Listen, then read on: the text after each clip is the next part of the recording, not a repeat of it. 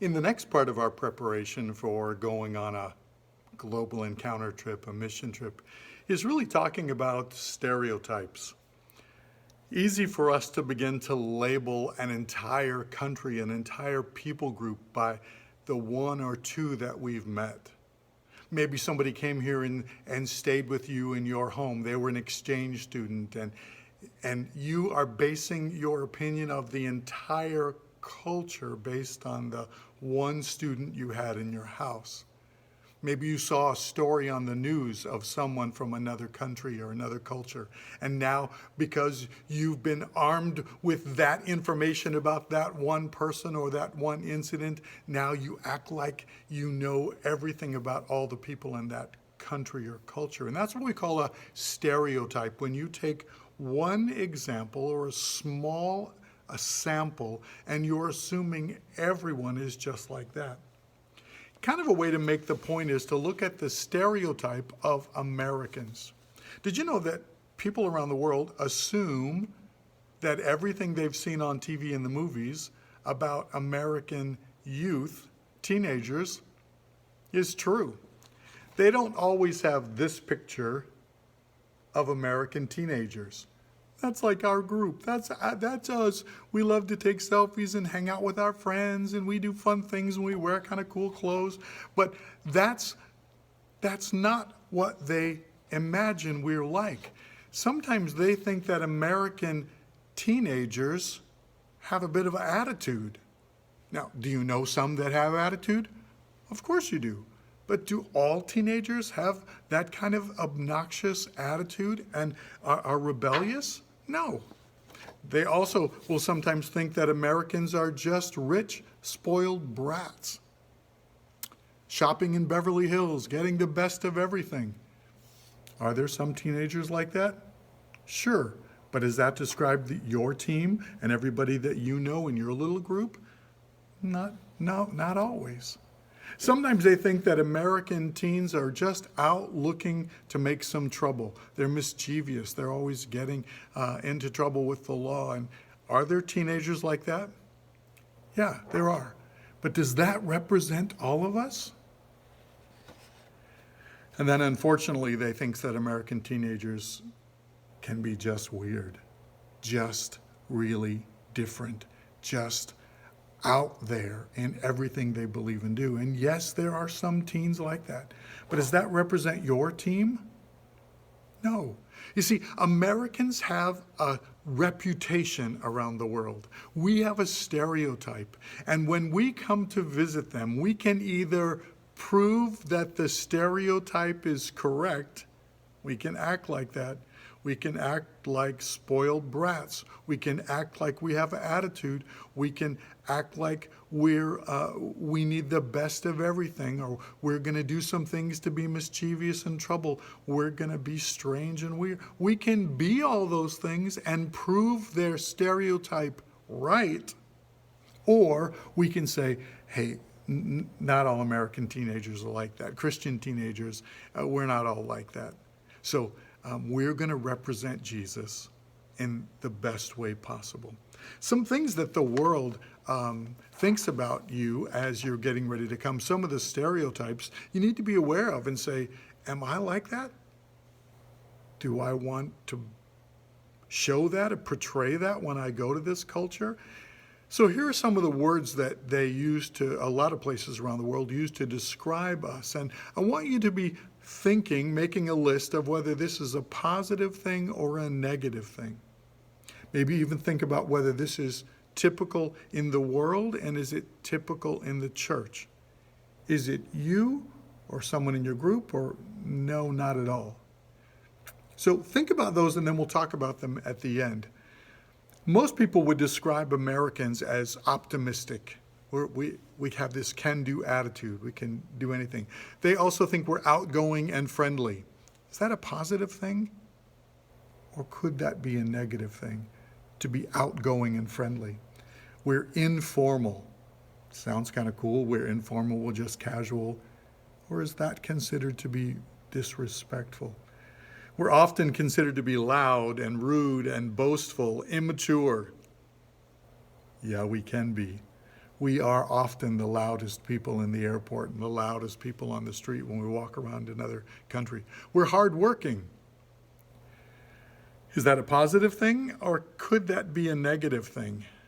We go someplace and we're all about the task, and that's all we want to do is come here and build the wall or mix the cement, or let's just do the work, and we're not focusing on the people around us. So even that hard working can come across as more concerned with the task than the people. We can be seen as aggressive or assertive. We're often the first one to talk, and we have an opinion, and we're leaning forward always. We want to be right? So aggressive or assertive, and that can come across pretty negative. They consider us to be judgmental and moralistic. How quick we are to say whether something is good or bad or right or wrong. I hate that. I love that. We're so quick to make those judgments.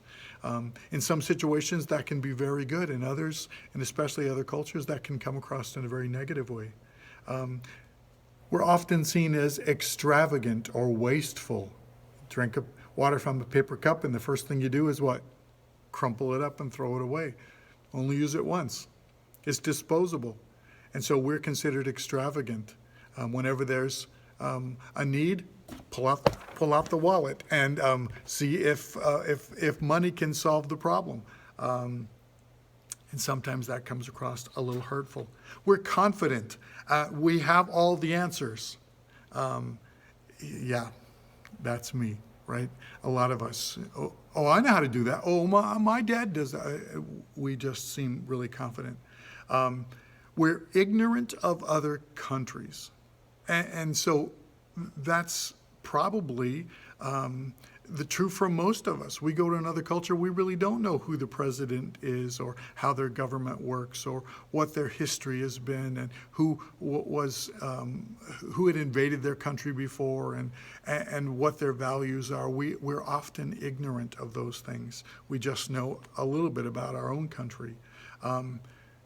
Often we have the reputation of being disrespectful to authority, because they watch how we speak to one another, the way we address our leaders or parents, and they see how quickly students are willing to stand up to or say something in defiance to a leader, or correct them. And in many cultures, that's considered to be really disrespectful, and just not wise. They think we're all wealthy. And maybe compared to them, the culture they live in, maybe that's true, that in comparison, we have a good bit more wealth. And we would consider that a good thing, to have enough. But in some cultures, that's considered to be almost arrogant and prideful. They think we're materialistic, that we're more concerned with things and clothes and styles and possessions than we are about people and the work and value and character. You have to decide, is that a good thing or not? We're generous. That sounds immediately like a good thing. We're generous, we'll give. But sometimes that comes across as showing pity and looking down on someone, and as if they need help, and we've got to do something to change this, fix this. This is not good. The way you're living is just not good. We need to help you. And so we speak down to where they are. We're impatient, always in a hurry. Okay, what's next? When does the bus come? Here we go. We're not just enjoying the moment, enjoying the people. We're in a hurry, and we want to get going to the task. They mistake our friendliness for flirtation, and in some cultures think that our friendliness, our smile, our hug, our interactions are a little bit promiscuous. That reputation is not always good. So do all of these things apply to all of us? No, that's a stereotype. You would be able to find Americans who fit each of those descriptors. Yeah, that's absolutely true of some people in this country. But is it true of all of us? No. Is it different for Christians? It should be. Even if we're generous, we ought to be able to do it in a way that's loving and caring, that's considerate and is private, respectful. We're helping, valuing, not just degrading and throwing money at something. So learning to do those things that are uniquely us, that are the way we are, but do them in a way that looks more like Jesus. Because people who are informal like we are, we wear jeans to church and we add in wear a tie and we're just informal about sitting at the table. We're not using all of our best manners always, and we're being loud, and we may do some things that others consider to be way too informal. That can come across as rude or lazy or disrespectful. So those things that we just do naturally in other cultures don't always say the same thing. So we have to be that learner to understand and to make adjustments out of respect and value for that culture. Doesn't do much good to go in and say, yo, that's just who I am. I'm going to be this way no matter what. I'm not changing for you. I would be a phony if I changed and started acting like you. I got to be who I am. It's not what Paul said to do. Paul said he learned how to be like the people he was around because he wanted to win them. And so he learned to adapt. He learned to express himself in the way that's culturally appropriate there. Not only was he speaking the language of their words, but he was speaking the language of their culture. He wanted them to understand Jesus way more than he wanted them to understand him. So resist the temptation to become angry or defensive when someone points out one of those American stereotypes in you. Because if you get angry and defensive, you're just kind of proving another of those stereotypes that they have about you. Avoid reinforcing those stereotypes is that second one. Avoid doing exactly those things. Being loud and rude and disrespectful and throwing money around and acting like you don't value things. You're just treating things insincerely, that you're more focused on the work than you are people. Avoid reinforcing those things. Be aware of them and avoid fulfilling them. But keep on, persist at representing Jesus. Keep on learning, keep on being like Jesus. Keep on being that sweet part of yourself, that sweet aroma of Jesus, no matter what. So as you go into another culture, you can be stubborn and just be who you are, or you can learn to communicate with words and actions and attitudes that communicate Jesus in another culture. So think about it. Let's go in and represent Jesus well.